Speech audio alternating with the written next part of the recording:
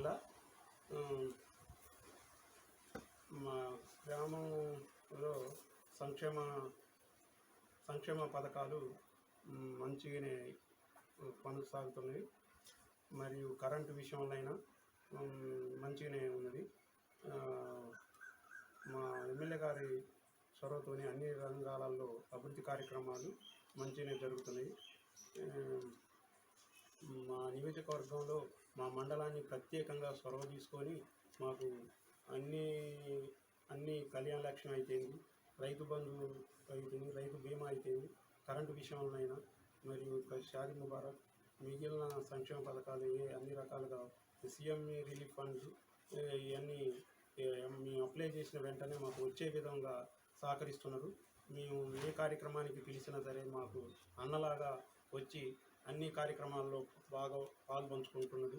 మాకు దగ్గరగా బంధువుగా ఉంటున్నాడు. ఎమ్మెల్యే గారే కాక మాకు దగ్గర సొంత బంధువుగా ప్రతి కుటుంబం కుల మత భేదాలతో ఏమీ లేకుండా మరియు అన్ని వర్గాల ప్రజలని, అన్ని మతాల వాళ్ళని మంచి ప్రేమ అనురాగాలతో మంచిగా చూస్తున్నాడు. మరియు వారికి ఏ విషయమైనా చెప్పిన వెంటనే వాటిని మాకు ఎమ్మటే చొరవ తీసుకొని వాటిని తక్షణమే మాకు వాటిని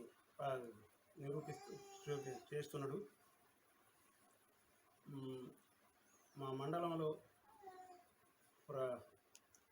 ప్రత్యేకంగా గురుకుల పాఠశాల అయితేంది, కస్తూరిబాయి పాఠశాల అయితే విద్యారంగాలు కూడా అన్ని విద్యా విషయంలో, కరెంటు విషయంలో అన్ని విషయాలలో మాకు మంచిగానే చొరవ తీసుకుంటున్నాడు. మళ్ళీ రెండోసారిగా ఎమ్మెల్యేగా వచ్చినట్లయితే మాకు తప్పనిసరిగా మేము అత్యధిక మెజార్టీతో గెలిపించాలని మేము ప్రజలం అందరం ఉన్నాం. గతంలో ఉన్నటువంటి ఒక శాసనసభ్యులు వారు చేసిన విధానం అయితేంది, వారు గతంలో ఉన్నటువంటి గెలిచిన తర్వాత మాకు గతంలో ఉత్తమ పద్మావతి గారు గతంలో శాసనసభ్యురాలు ఉన్నారు. వారు అందుబాటులో రాకపోయేవారు. వారి చేసిన అభివృద్ధి కార్యక్రమాలు అంతంత మాత్రమే ఉండిపోయినవి. ఈ బొల్ల మల్లయ్య గారు వచ్చిన తర్వాత అభివృద్ధి కార్యక్రమాలతో పాటు మరి కుటుంబ సభ్యులతో అన్న విధంగా తిరగటం వల్ల మేము తప్పనిసరిగా వచ్చే మళ్ళీ రాబోయే ఎలక్షన్లో అత్యధిక మెజార్టీతో గెలిపించాలని మేము మా నియోజకవర్గ ప్రజలు మరియు మా మండల ప్రజలు, రామాపురంలో ఉన్న ప్రజల్ని కోరుకుంటున్నాను. మేము తప్పనిసరిగా గెలిపించి శాసనసభకు పంపించగలము. వారికి ఈసారి గెలిచి ఎక్కువ మెజార్టీతో గెలిస్తే మంత్రి పదవి కోసం కూడా ఆలోచిస్తున్నాము. మరి వారి ముందు ఇప్పుడు వచ్చే ఎలక్షన్లలో వేరే పార్టీ వాళ్ళు ఎవరు నిలబడ్డా తట్టుకోవటం కష్టం. ఇంత అభివృద్ధి కార్యక్రమాలు ఉన్నంత వాళ్ళు మానుకోవటం అని కాదు, వాళ్ళు అది కూడా కష్టంగా ఉంటుంది.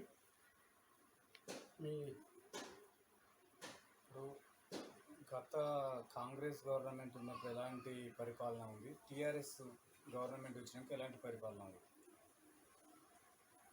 కాంగ్రెస్ గవర్నమెంట్ అప్పుడు కరెంటు కష్టంగా ఉండేది, అన్నీ అందుబాటులో ఉండేవి కావు, చాలా ఇబ్బందికరంగా ఉండేది.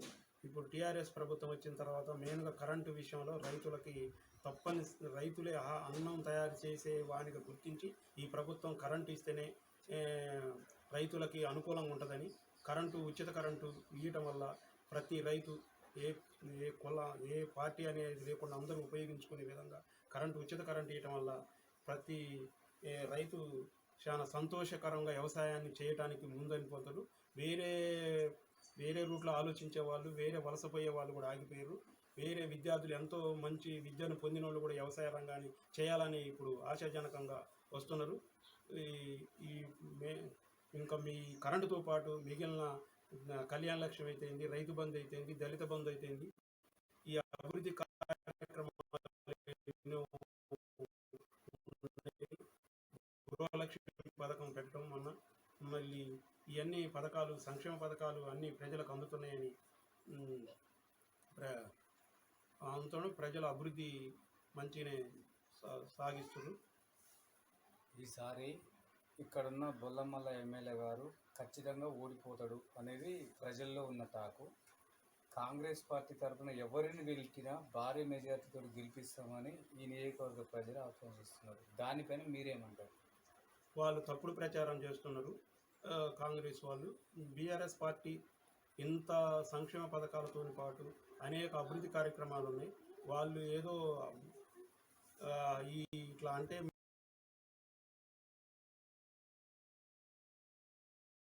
మేము గెలుస్తామని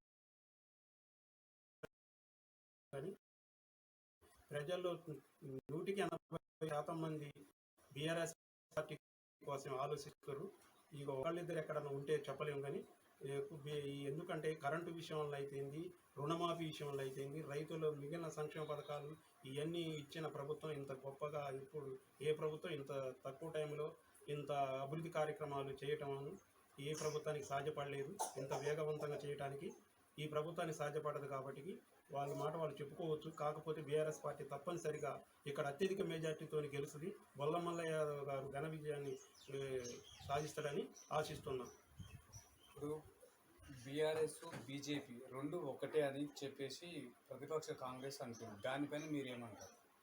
బీఆర్ఎస్ బీజేపీ రెండు పార్టీలు ఒకటైనా వారు ఇక్కడ బీజేపీ పార్టీ సాధించింది అంతగా ఏం లేదు. కాంగ్రెస్ పార్టీ కూడా అంత కనుమరుగైపోయే స్థితిలో ఉన్నది. ఒక్కొక్క చోట ఎక్కడో ఒకళ్ళిద్దరు ఆరగుంటే వాళ్ళు దీన్ని గెలుపు కోసం వచ్చేంత విజయంగా అయితే లేదు. అది వాళ్ళు తప్పుడు ప్రచారం చేసుకోవడానికి ఉండొచ్చు అని నా అభిప్రాయం.